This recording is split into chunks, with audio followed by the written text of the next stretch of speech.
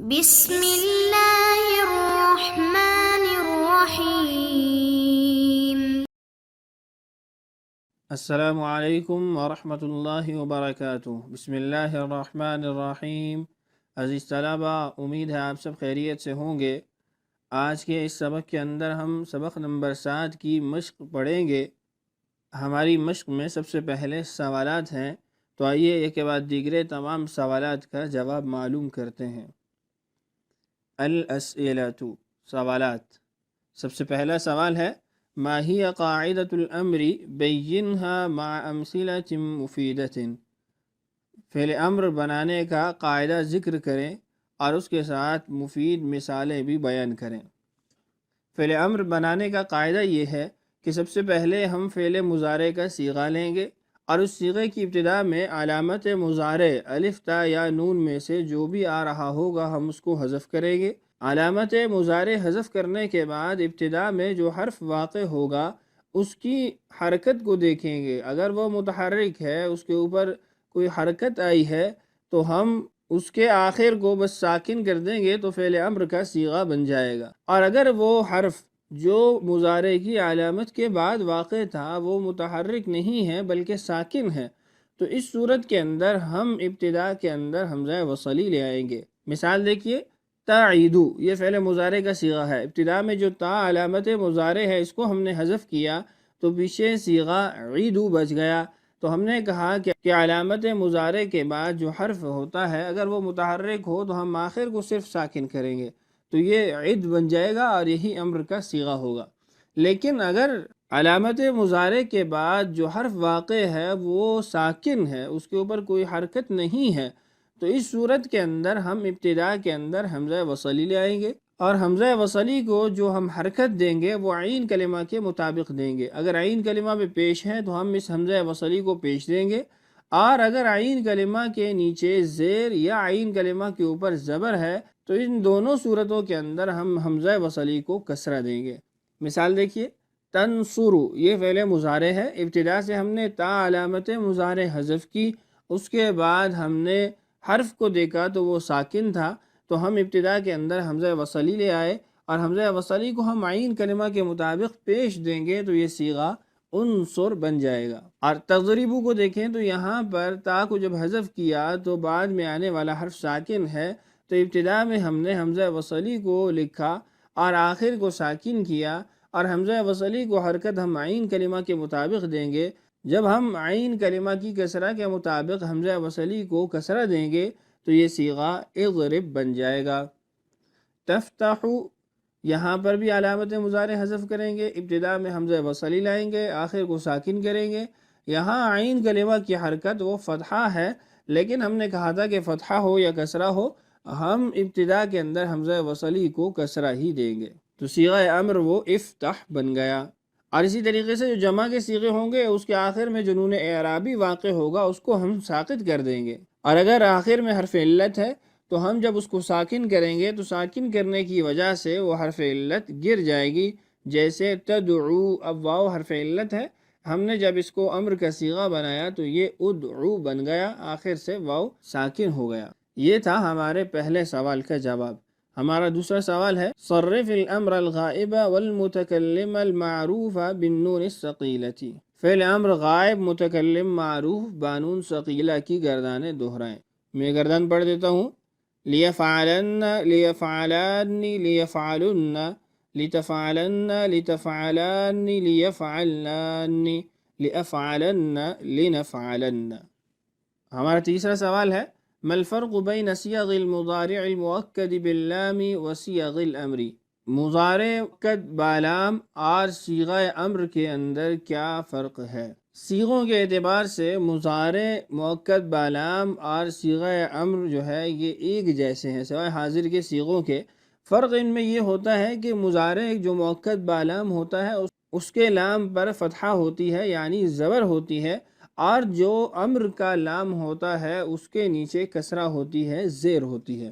یہ گردان کے اعتبار سے ان کے درمیان فرق ہوتا ہے۔ اور یاد رہے کہ یہ ان صیغوں کے بارے میں ہے جن کی ابتدا میں لام امر آتا ہے۔ حاضر کی 6 صیغوں کی ابتدا میں حرف لا نہیں آتا، اس لیے یہاں پر وہ مراد نہیں ہے۔ یہ ہماری تمرین کا پہلا جز تھا۔ ہماری تمرین کا دوسرا جز ہے بین باب کل من الافعال وصیغها من الامر وعین نوعا من انواعه فی المفردات الآتیہ۔ آنے والے افعال کے ابواب بیان کیجیے اور صیغہ امر کی تعیین بھی کیجیے، اور جو دیگر انواعات ہیں نون ثقیلہ خفیفہ کے اعتبار سے ان کو بھی متعین کیجیے۔ آئیے ان افعال کو پڑھ کر حل کر لیتے ہیں۔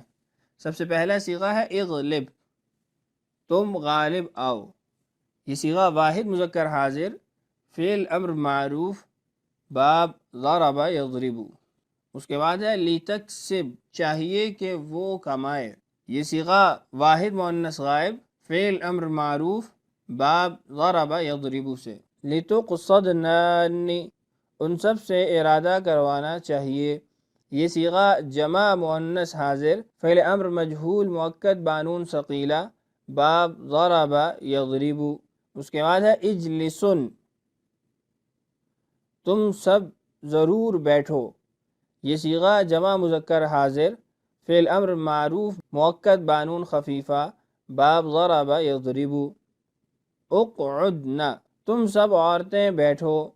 یہ صیغہ جمع مؤنث حاضر، فعل امر معروف، باب نصر ینصر۔ انشرن، تم سب ضرور پھیلاؤ۔ یہ صیغہ جمع مذکر حاضر، فعل امر معروف مؤکد بانون ثقیلہ، باب نصر ینصر۔ ادلکان، تم دونوں ضرور ملو۔ یہ صیغہ تثنیہ مذکر حاضر، فعل امر معروف مؤکد بانون ثقیلہ، باب نصر ینصر۔ لیسعدن، چاہیے کہ وہ سب ضرور خوش بخت ہوں۔ یہ صیغہ جمع مؤنث غائب، فعل امر معروف، باب سمع یسمع۔ لتحمدن، تم ایک عورت کی ضرور تعریف کی جائے۔ یہ صیغہ واحد مؤنث حاضر، فعل امر مجہول مؤکد بانون ثقیلہ، باب سمع یسمع۔ اس کے بعد ہے لیلی، اس کو ساتھ ہونا چاہیے یا اس کو دوست ہونا چاہیے۔ یہ صیغہ واحد مذکر غائب، فعل امر معروف، باب سمع یسمع۔ لنلبس، ہمیں ٹھہرنا چاہیے۔ یہ صیغہ جمع متکلم، فعل امر مجہول، باب سمع یسمع۔ لتمدحی، تم ایک عورت کی تعریف کی جائے۔ یہ صیغہ واحد مؤنث حاضر، فعل امر مجہول، باب فتح یفتح۔ اسعى، تم دوڑو۔ صیغہ واحد مذکر حاضر، فعل امر معروف، باب فتح یفتح۔ لتصعبا، اس کو مشکل ہونا چاہیے۔ یہ صیغہ تثنیہ مؤنث غائب، فعل امر معروف، باب کرم یکرم۔ لیشرفو، ان سب کو ضرور شریف ہونا چاہیے، معزز ہونا چاہیے۔ یہ صیغہ جمع مذکر غائب، فعل امر معروف، باب کرم یکرم۔ ابصرن، یہ صیغہ واحد مؤنث حاضر، فعل امر معروف مؤکد بانون خفیفہ، باب افعال سے ہے۔ لیحسبن، اس کو ضرور گمان کیا جائے۔ یہ صیغہ واحد مذکر غائب، فعل امر مجہول مؤکد بانون ثقیلہ، باب حسب یحسب۔ اس کے بعد ہے لا تلی، یہ صیغہ نہیں ہے جو ہماری اس بحث سے خارج ہے۔ لاقطعن، مجھے ضرور کاٹنا چاہیے۔ یہ صیغہ واحد متکلم، فعل امر معروف مؤکد بانون خفیفہ، باب فتح یفتح۔ لتنعمن، تمہیں نعمتوں میں یا آسودگی میں رکھنا چاہیے۔ یہ صیغہ جمع مؤنث حاضر، فعل امر مجہول، باب سمع یسمع۔ اطلبی، تم طلب کرو، تم مانگو۔ یہ صیغہ واحد مؤنث حاضر، فعل امر معروف، باب نصر ینصر۔ لی، تم ساتھ رکھو یا تم دوست بناؤ۔ یہ صیغہ واحد مذکر حاضر، فعل امر معروف، باب حسب یحسب۔ اس کا مادہ ہے ولی یلیو، اس سے امر ہے لی۔ اس کے بعد ہے قی، تم بچو۔ یہ صیغہ واحد مذکر حاضر، فعل امر معروف، باب ضرب یضرب۔ اس کا مادہ ہے وقا یقی، اس سے امر ہے قی۔ آخری صیغہ ہے لیئسن، ان سب کو مایوس ہونا چاہیے۔ یہ صیغہ جمع مؤنث غائب، فعل امر معروف، باب سمع یسمع۔ تو ان مفردات کی ہم نے نوع بھی پہچانی اور اس کے ساتھ صیغوں کی تعیین بھی کی اور ابواب کو بھی بیان کیا۔ تو آج کی ہماری تمرین مکمل ہوئی. تمرین کا بقیہ حصہ انشاءاللہ ہم اگلے سبق کے اندر حل کریں گے. اللہ تعالیٰ سے دعا ہے اللہ تعالیٰ ہمارے لیے سمجھنا اور سمجھانا آسان کرے. اللہ تعالیٰ ہم سب کا حامی و ناصر ہو. السلام علیکم ورحمۃ اللہ وبرکاتہ.